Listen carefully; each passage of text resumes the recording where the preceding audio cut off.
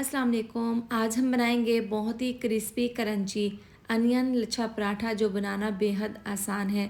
खाने में बहुत ज़्यादा टेस्टी लगते हैं। आप इसको बनाकर रायते के साथ सर्व करें तो एक बार इसको ज़रूर ट्राई करें। तो चलिए क्रिस्पी अनियन लच्छा पराठा बनाना शुरू करते हैं। सबसे पहले हम यहाँ पर बाउल में डाल देंगे 1 कप मैदा, 2 कप डाल देंगे आटा। ये गंदम का आटा है, इनको मैंने अच्छे से छान लिया था। अब आधी चम्मच नमक, 4 से 5 चम्मच डाल देंगे ऑयल।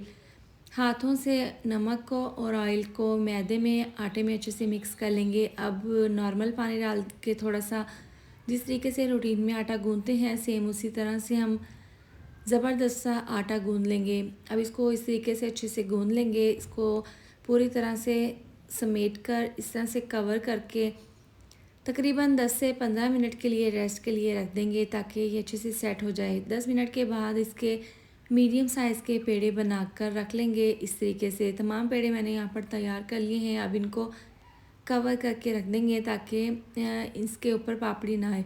अब इसको कवर करके रख देंगे साइड पर। अब एक बाउल में डाल देंगे प्याज, 3 अदद मीडियम साइज़ के प्याज थे जिनको मैंने बारीक काट लिया था। ये डालने के बाद बारीक कटी हुई सब्ज़ मिर्चें डाल देंगे इसके अंदर, तकरीबन 3 से 4। इसके साथ ही डाल देंगे चॉप किया हुआ लहसुन 2 चम्मच, बहुत ही अच्छा सा फ्लेवर आएगा पराठे में।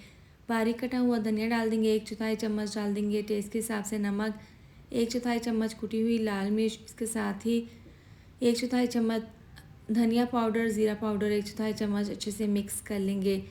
ज़बरदस्त सा मिक्सर तैयार है। इसके बाद हल्का सा इसको मैदे से डस्ट कर लेंगे। अब एक पेड़े को बेलकर इसको बेलन से इस तरीके से बेलकर इसकी रोटी बना लेंगे इस तरीके से।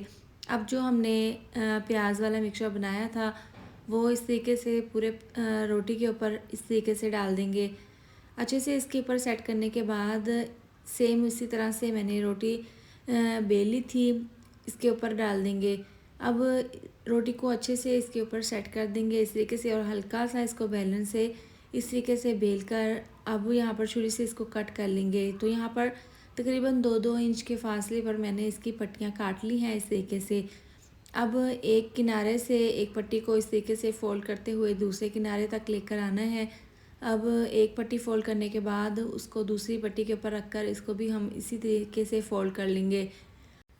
तकरीबन 3 पट्टियों का एक ज़बरदस्त सा पराठा बन गया है। अब जो बाकी की पट्टियाँ हैं उनके हमने जो पेड़े रखे हैं, मिक्सचर रखा है, उसके हम इसी तरह से पराठा बनाकर इसकी पट्टियाँ बनाकर पराठे तैयार कर लेंगे।